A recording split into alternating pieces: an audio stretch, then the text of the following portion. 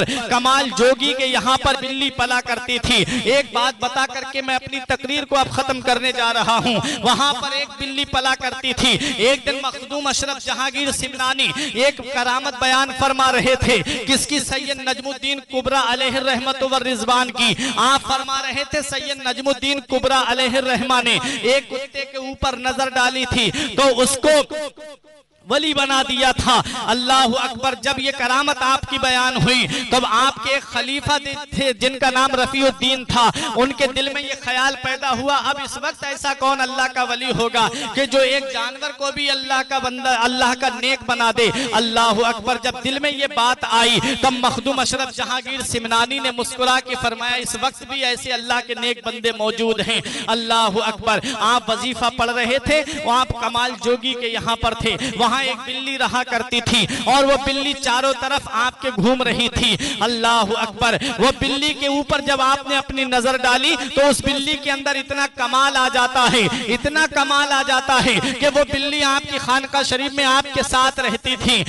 تاریخ بتاتی ہے کہ جتنے مہمان آتے خانقاہ میں وہ بلی اتنی ہی بار جا کر کے باورچی خانے میں بولتی اور باورچی اس کی بلی کی آواز کو سن کر کے سمجھ جاتا تھا کہ آج اتنے مہمان آئے ہیں۔ ایک بار 5 بار بلی بولی اور اتفاق سے مہمان 6 آئے ہوئے تھے۔ کھانا جب سامنے رکھا جاتا ہے دسترخوان پر، یہ اللہ والوں کی بارگاہ ہے کہ جہاں پر بھوکوں کو کھانا کھلایا جاتا ہے، جہاں پیاسوں کو پانی پلایا جاتا ہے۔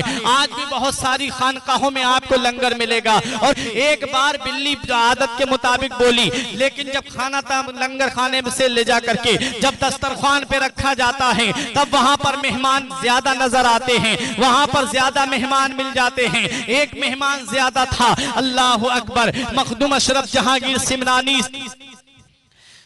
سے جا کر کے خادم نے کہا حضور میں نے بلی کی آواز کو سن کر کے کھانا بنایا تھا، یہ کیا ہوا؟ آپ نے بلی کی طرف نظر ڈالی، بلی سب کے اوپر جاتی ہے، جانے کے بعد میں ایک شخص کے اوپر جا کر کے بلی پیشاب کر دیتی ہے، وہ شخص باہر جاتا ہے، اس کے بعد اندر آتا ہے۔ اب مخدوم اشرف جہانگیر سمنانی کی ولایت دیکھو۔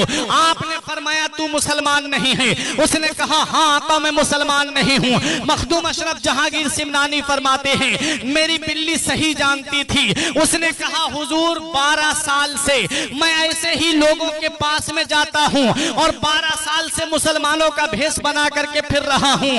پتا چلا کہ ہر داڑھی والا مسلمان نہیں ہوتا، پتا چلا ہر کرتا پجامے والا مسلمان نہیں ہوتا۔ مخدوم اشرف جہانگیر سمنانی کہتے ہیں کہ تو کب سے گھوم رہا ہے؟ اس نے کہا 12 سال سے۔ اس نے کہا 12 سال سے میں اسی طرح لوگوں کے پاس جاتا ہوں، آج میرا راز کھلا ہے تو وہ آپ کی خانقاہ میں کھلا ہے، لیکن آج سے میں کلمہ پڑھ کر کے مسلمان ہو رہا ہوں، آج سے میں مذہب اسلام میں داخل ہو رہا ہوں، آج سے میں مذہب اسلام کا سچا تبلیغ کرنے والا بن رہا ہوں۔ اب پتا چلا یہ مخدوم اشرف جہانگیر سمنانی کی صحبت میں رہنے والی بلی کا یہ کمال ہے کہ مسلمان بھی پہچان لیتی ہے اور غیر مسلم بھی پہچان لیتی ہے۔ تو پتا لگاؤ کہ مخدوم اشرف جہانگیر سمنانی کی ذات کا عالم کیا ہوگا، پھر ان کے مقام کا عالم کیا ہوگا، پھر ان کے مرتبے کا عالم کیا ہوگا۔